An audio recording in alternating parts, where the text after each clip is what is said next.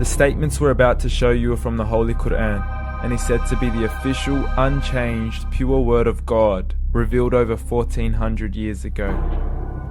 Claiming to be the word of God is a heavy statement, and without proof, or if a single contradiction is found within the book, the apparent word of God will be proven false. So without further ado, let's put the book to the test.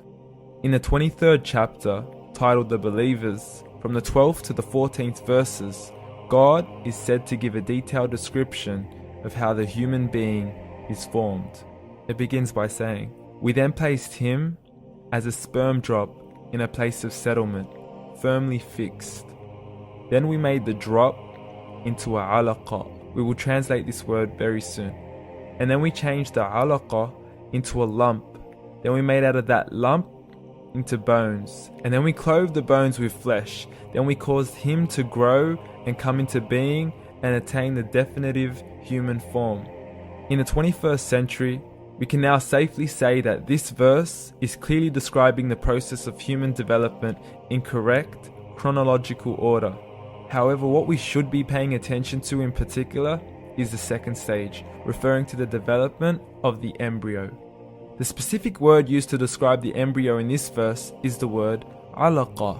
The word alaqah, when translated into English, can mean three separate things. Firstly, a blood clot, or to be suspended, that is to be hanging or clinging to something, or thirdly and finally, a leech. Now, all three definitions don't come anywhere near what we perceive to be the human embryo. So, why are these words used, and what significance do they share with the human embryo? Can the embryo be described as a blood clot? Well, what do you think? In the 3rd week of embryonic development, a tubular heart joins with the blood vessels to form a primordial cardiovascular system, and by the end of the 3rd week, the blood is circulating and the heart begins to beat on day 21. The first thing that comes to mind in regards to being suspended or hanging is the umbilical cord. But we can't use that example because we are simply referring to step 2, before the baby has even formed. But we now know today that the umbilical cord is formed from the connecting stalk. And the connecting stalk is formed as soon as the embryo is formed. The embryo's connecting stalk has even been described by John Allen and Beverly Kramer as an object to suspend the developing embryo in the extra-embryonic column. So an embryo is suspended and does have a strong resemblance with the blood clot. What on earth would an embryo have to do with a leech? Figure A shows the structure of an embryo at 25 days. Figure B shows a leech.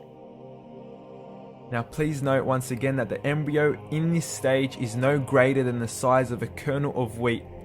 This is an X-ray of the embryo at 22 days. This is the internal structure of a leech. It's mind-blowing stuff, but you still haven't seen anything yet. This is the head of the embryo at 22 days. The detail you are seeing right now is absolutely impossible to be seen with the human eye and can only be seen with a microscope. This is the back end of a leech. There's no other words used to describe this other than mind-blowing. The pictures we have shown you are impossible to be seen with the human eye or even to be predicted by the human mind. Once again, the verses we have shown you were revealed over 1400 years ago to a man who couldn't read nor write. Are these the words of God? Descriptions of the human embryo in the Quran cannot be based on scientific knowledge in the 7th century. The only reasonable conclusion is that these descriptions were revealed to Muhammad from God, from God, from God, from God.